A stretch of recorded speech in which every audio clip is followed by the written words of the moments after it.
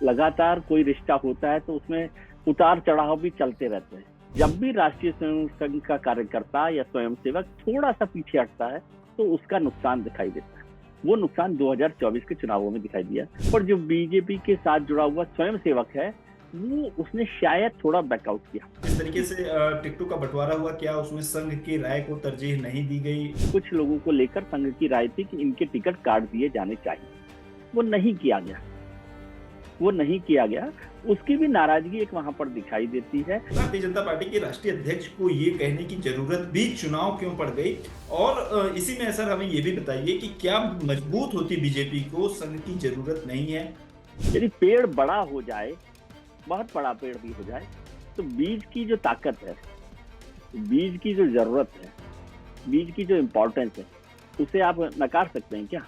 पिछले 10 साल में मोदी सरकार ने संघ के एजेंडा को बेहतर तरीके से चलाया है। जिसे हम बीजेपी का एजेंडा कहते हैं, एक्चुअली वो संघ का ही एजेंडा है। लोकसभा चुनाव 2024 के नतीजे आ गए हैं। नतीजों ने भारतीय जनता पार्टी को खासा चौंकाया, और चौंकाया आरएसएस यानी राष्ट्रीय स्वयंसेवक संघ के रूख ने भी, जिसको लेकर लोकसभा चुनाव 2024 में काफी सवाल भी उठे।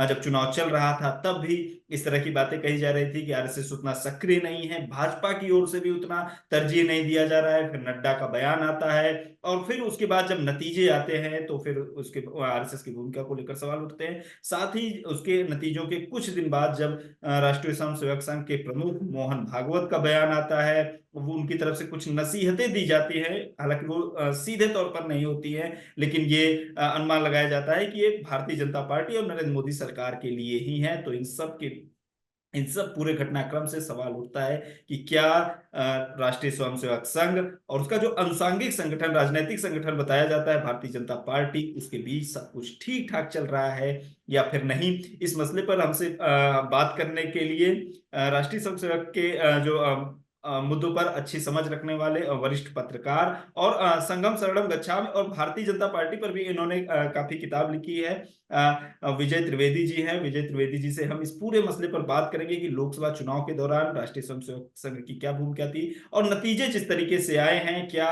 उस पर भी आरएसएस की छाप दिखाई देती है? बहुत बहुत स्वागत है सर आपका। जी, बहुत शुक्रिया गौरव।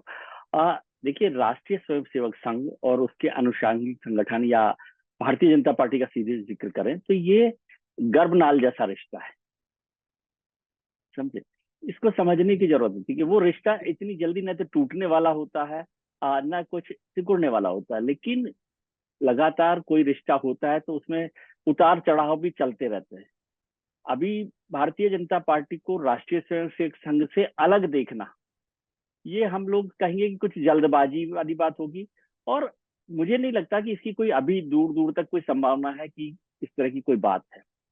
राष्ट्रीय स्वयंसेवक संघ भारतीय जनता पार्टी की बहुत बड़ी ताकत है। वो भले ही सीधे राजनीति में नहीं आता हो, संघ कुछ नहीं करता हो जैसा कहा जाता है, लेकिन स्वयंसेवक सब करते हैं। और राष्ट्रीय स्वयंसेवक संघ का जो स्वयंसेवक है वो राजनीतिज्ञ है, वो राजनीति में शामिल है।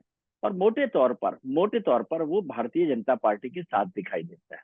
वो उसका आंदोलन हो, वो उसका चुनाव कार्यक्रम हो, इवन जो टिकटों का बंटवारा है उसमें भी संघ के बहुत सारे प्रतिनिधि इनडायरेक्टली शामिल होते हैं। वो दिशा निर्देश नहीं देते, लेकिन फिर भी एक चॉइस अपनी रखते हैं कि इन लोगों को लिया जाए, इन लोगों पर काम किया जाए, इन लोगों को हटाया जाए। ये सारी बातें भी होती है।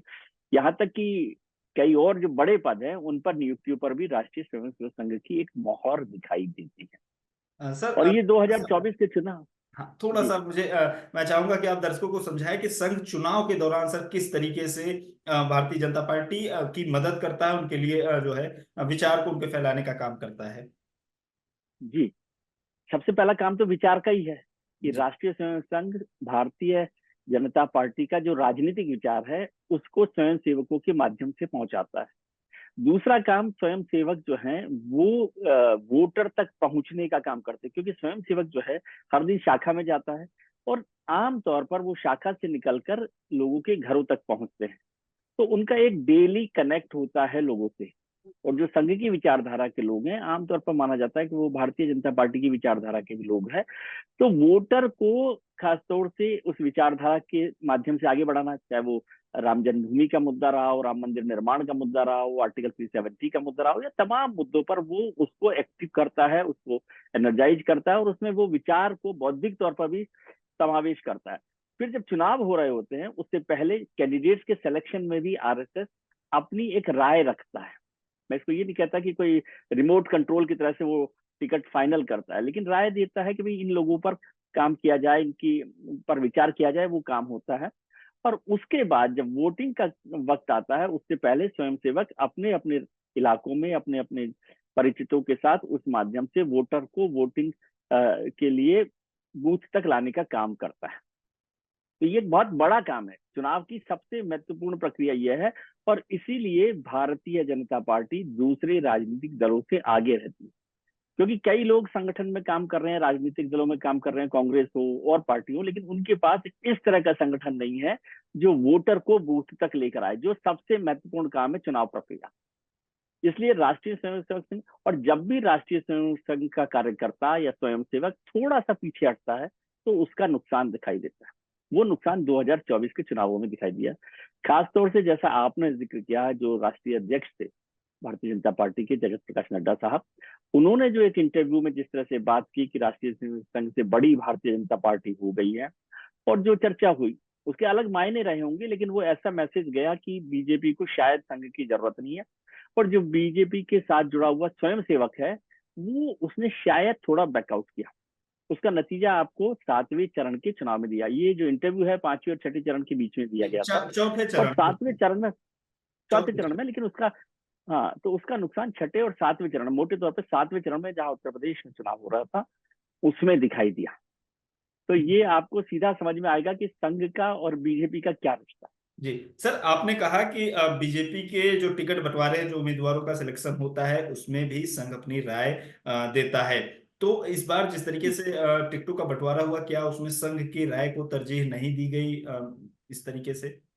पूरी तरह से तरजीह का मतलब ही समझना चाहिए कि वो कोई 100% आरएसएस के कहने पर टिकट नहीं दे रहा ना, भारतीय जनता पार्टी अपने हिसाब से दे रहा है। मैं ये कह रहा हूँ कि वो अपनी एक राय रखते हैं जी कि ये इन लोगों को दिया जाना चाहिए, इन लोगों के टिकट काट देने चाहिए, इन लोगों की अभी ऐसी आवश्यकता नहीं है, इनके खिलाफ विरोध है। जो संघ का अपना नेटवर्क है वो अपनी राय वहां पर रखता है। जो संघ के प्रतिनिधि भारतीय जनता पार्टी में होते हैं, संगठन महासचिव होते हैं, उनके माध्यम से भी, और जिलों में भी जो प्रभारी होते हैं, राज्य में जो प्रभारी होते हैं संघ के, वो भी उस पर बातचीत करते हैं। मोटे तौर पर किया जाता है, लेकिन फिर भी भारतीय जनता पार्टी ने अपने हिसाब से उम्मीदवारों का चयन किया। और आपने देखा होगा कि बहुत सारी कंटिन्यूटी जैसे सरकार में दिखाई दे रही है, वैसी कंटिन्यूटी खासतौर से उत्तर प्रदेश के सांसदों को लेकर भी दिखाई दी, जबकि कुछ लोगों को लेकर संघ की राय थी कि इनके टिकट काट दिए जाने चाहिए। वो नहीं किया गया, वो नहीं किया गया। उसकी भी नाराजगी एक वहां पर दिखाई देती है। और दूसरा, जो यदि आप संघ प्रमुख का बयान देखें तो जो बिटरनेस दिखाई दी बयानों को लेकर, बातचीत को लेकर, उसका नुकसान भी बीजेपी को उठाना पड़ा। ऐसा आपको संघ के एक्शन से समझना चाहिए। जी सर, अगर हम अब नड्डा के जो जो भारतीय जनता पार्टी के राष्ट्रीय अध्यक्ष है जेपी नड्डा, उनके बयान की बात करें तो उन्होंने कहा कि शुरुआत में जब हम कमजोर थे, कम सक्षम थे, तब हमें आरएसएस की जरूरत थी, लेकिन आज हम सक्षम हो गए हैं और आज बीजेपी अपने आप को खुद चलाने में सक्षम हो गई है। तो अब भारतीय जनता पार्टी के राष्ट्रीय अध्यक्ष को ये कहने की जरूरत भी चुनाव क्यों पड़ गई? और इसी में सर हमें ये भी बताइए कि क्या मजबूत होती बीजेपी को संघ की जरूरत नहीं है? फिर से इस बात को कहूंगा कि संघ के वजूद को, संघ, ये सच है कि भारतीय जनता पार्टी बहुत बड़ी हो गई है। संघ का आज स्वयं सेवकों की यदि तादाद मोटे तौर पर देखें तो 1-1.5 करोड़ होगी देश भर में, लेकिन भारतीय जनता पार्टी का कार्यकर्ता 18 करोड़ है, 20 करोड़ है। तो यदि नंबर के हिसाब से देखें, मल्टीपल के हिसाब से देखें, तो वो संघ से बड़ा हो गया संगठन के तौर पर, लेकिन उसका मूल जो है ना वो संघ है। यदि पेड़ बड़ा हो जाए, बहुत बड़ा पेड़ भी हो जाए, तो बीज की जो ताकत है, बीज की जो जरूरत है, बीज की जो इंपॉर्टेंस है, उसे आप नकार सकते हैं क्या?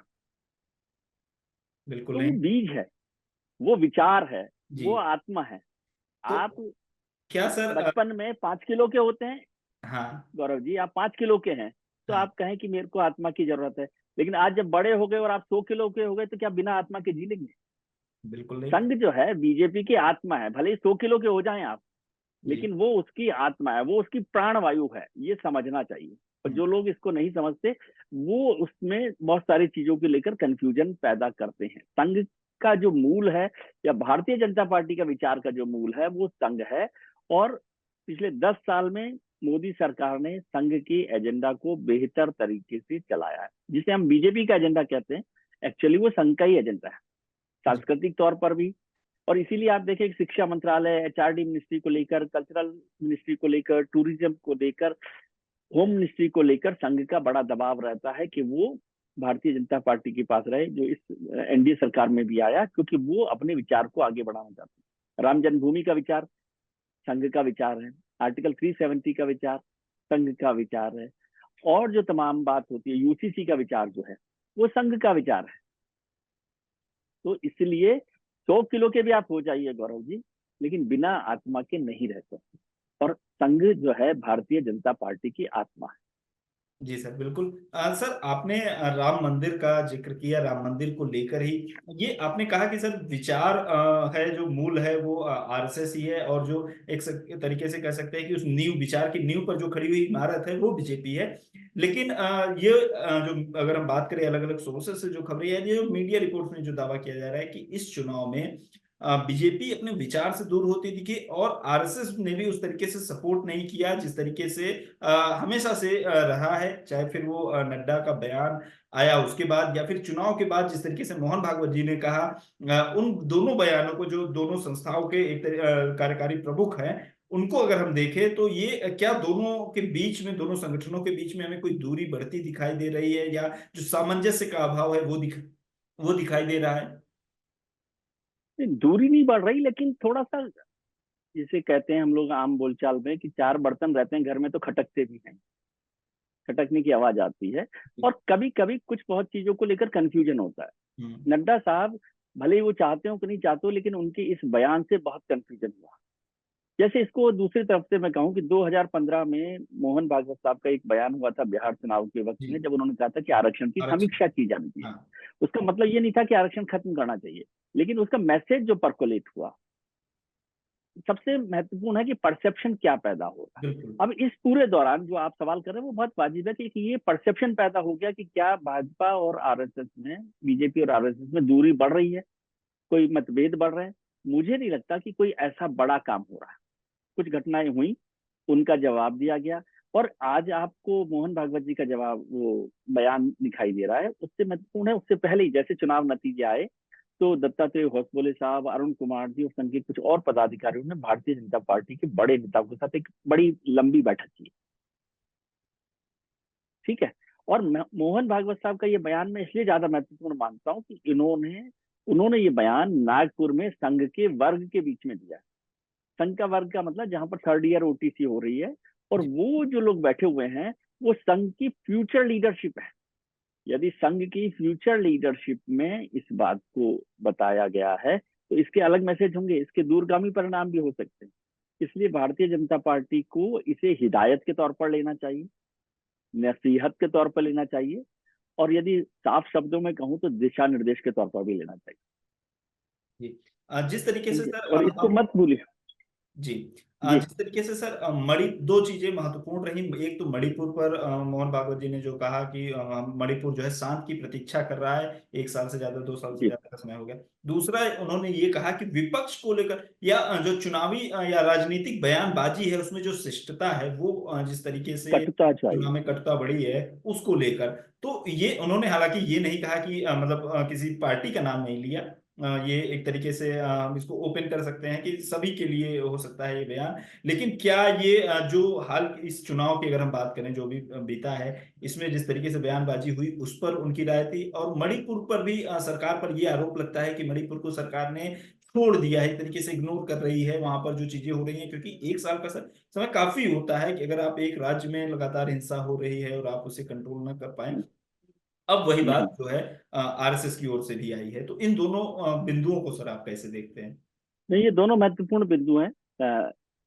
जो मणिपुर की घटना हुई वो तो सब लोगों ने उस पर पहले भी चिंता की, चर्चा की, लेकिन उस पर 1 साल में कुछ नहीं हुआ। प्रधानमंत्री को ने जो कोशिश की या होम मिनिस्टर साहब ने कोशिश की, उसका कोई बहुत बड़ा नतीजा नहीं निकला। और संघ प्रमुख ने इस पर भी इसलिए नाराजगी जाहिर की। पूरा पूर्वोत्तर भारत है, उसमें संघ का बहुत काम हुआ है। उसने बहुत बड़ा काम किया है। और मणिपुर में जो एक समाज का एक बड़ा हिस्सा मैतेई के साथ जो संघ भी जुड़ा हुआ है, भारतीय जनता पार्टी जुड़ी हुई है उसमें, और कुकी के बीच में जो हुआ, लेकिन लॉ एंड ऑर्डर को लेकर या चीफ मिनिस्टर को बदलने को लेकर कोई फैसला नहीं हुआ, उस पर उन्होंने नाराजगी जाहिर की। दूसरी जो बात व्यवहार को लेकर की, वो भी बहुत महत्वपूर्ण बात है। आप ये कह सकते हैं वो किसी का नाम नहीं लिया, लेकिन ये बताइए कि गौरव साहब लोकमत में हैं तो वो कोई बात कह रहे हैं तो वो किसी दूसरे अखबार के लिए कह रहे हैं क्या? जी बिल्कुल। आप अपने घर की बात करते हैं ना। जी। ये सफाई तो बीजेपी के लोग दे सकते हैं कि वो हमारे लिए नहीं कह रहे। हम्म। मेरा घर का मालिक तो मेरे लिए बोल रहा है ना। जी। तो उनका जो दिशा निर्देश है वो साफ साफ भारतीय जनता पार्टी के लिए, ये उनकी सदाशयता मानिए कि उन्होंने आपका नाम नहीं लिया। हम्म। सर, एक जी सवाल, अब चूंकि मुझे पता है कि आपके पास थोड़ा व्यस्तता है, जी, समय की मुझे कमी है, निकलना है। लेकिन छोटे छोटे मैं आज जवाब चाहूंगा आपसे सर, कि जो नाराजगी की बात कही गई कई मीडिया रिपोर्ट्स में कि आरएसएस दो चीजों से नाराज है। एक तो अयोध्या में जिस तरीके से राम मंदिर राम मंदिर बनने के दौरान ट्रस्ट के लोगों पर वित्तीय प्रबंधन के मतलब के उसमें जो है कमियां आई, आरोप लगे। मिसमैनेजमेंट के आरोप लगे। दूसरा, जो जमीन के खरीद फरोख्त में बीजेपी नेताओं का नाम सामने आया, उसको लेकर नाराजगी जताई गई। और जो ईडी सीबीआई का एक हम कह सकते हैं पॉलिटिकल टूल के तौर पर इस्तेमाल करते हुए और वॉशिंग मशीन बना दिया गया बीजेपी को, इस तरीके से बीजेपी विपक्षी पार्टियों ने आरोप भी लगाया कि जो आपके विचारों के खिलाफ लड़ते रहे हैं हमेशा, आप उनको भी अपनी पार्टी में लगातार शामिल करते जा रहे हैं, जिन पर करप्शन के आरोप है उन पर भी शामिल करते जा रहे हैं। जी, इन दो चीजों पर जो है आरएसएस की ओर से नाराजगी जाहिर की गई, ऐसा कई मीडिया रिपोर्ट में दावा किया गया। सर, आपका क्या कहना है? मोटे तौर पर ये आपकी जो बात है वो ठीक है। इन सभी बातों पर चर्चा भी हुई और आपत्ति भी हुई। जी। और संघ जो है हमेशा ही विचारधारा वाला संगठन है, तो वो नहीं चाहता कि विचारधारा में केवल चुनाव जीतने के लिए आप दूसरी विचारधारा से उसको आपत्ति नहीं है, लेकिन जिन लोगों पे करप्शन के चार्जेस लगे हो, जिन पे तमाम तरीके के आरोप हो, और आप उनको ले आए तो आपकी जो प्रतिष्ठा है वो कम हो रही, वो टूट रही है कहीं ना कहीं, उसको लेकर उनकी नाराजगी। ऐसा नहीं है कि संघ दूसरे लोगों को अंदर लाने में कोई नाराजगी जाहिर कर रहा, उसमें उनको परेशानी नहीं है। और दूसरा जो ईडी सीबीआई के इस्तेमाल का है, वो भी वो समझते हैं कि सरकार की प्रतिष्ठा बनी रहनी चाहिए, एक मर्यादा बनी रहनी चाहिए। जो आरएसएस चीफ है उन्होंने बहुत शब्दों का इस्तेमाल किया, मर्यादा का इस्तेमाल किया है, अहंकार का इस्तेमाल किया है, प्रतिपक्ष का इस्तेमाल किया है। जी। तो ये सब मर्यादा के शब्द है, जी। और ये संघ की एक रूटीन एक्सरसाइज में भी है, जी। उनके चरित्र में ये शामिल है। तो आप उससे दूर ना जाएं, ये हिदायत उसे पार्टी को दी गई। जी। सर, एक आखिरी सवाल, कि जो मोहन भागवत जी का बयान आया है उससे ये कहा जा रहा है कि ये सरकार जो बनी, इस पर नकेल कसने की तैयारी है, उसको अपने कंट्रोल में लेने की कोशिश है आरएसएस द्वारा। आपका क्या कहना है सर? आखिरी सवाल। नहीं, मैं नहीं समझता कि नकेल कसने की है, लेकिन ये हिदायत देनी, जी। इसको फर्स्ट वार्निंग के तौर पर देख लें। हम्म। घर के जो बड़े लोग होते हैं वो अपने छोटे लोगों को एक सलाह देते हैं कि थोड़ा सा नाराज होकर बोलते हैं, फिर गुस्से में बोलते हैं, लेकिन वो घर से न तो निकालते हैं उनको, है ना, न छोड़ते हैं, जी। लेकिन वो चाहते हैं कि उनके घर का बच्चा, उनके परिवार का आदमी बेहतर तरीके से चले। वो उसको हिदायत के तौर पर देखना तो बहुत बहुत शुक्रिया सर, आपने हमें समय दिया सर। और जो आरएसएस और बीजेपी के रिश्ते हैं उसको लेकर जो लोकसभा चुनाव परिणाम आए हैं, उसमें जो जो आरएसएस की जो किस तरीके की सक्रियता रही, उसको लेकर जो तमाम तरह के सवाल उठ रहे थे उन पर, और जो आरएसएस के प्रमुख हैं मोहन भागवत, उनके बयान के बाद जिस तरीके से सवाल उठ रहे थे कि क्या आरएसएस और बीजेपी के बीच सब कुछ ठीक है कि नहीं ठीक है, उस पर आप वरिष्ठ पत्रकार विजय त्रिवेदी जी को सुन रहे थे। इस पूरी बातचीत के बारे में आपकी जो भी राय हो कमेंट बॉक्स में हमें जरूर बताएं। बने रहिए लोकमत हिंदी के साथ। बहुत बहुत धन्यवाद।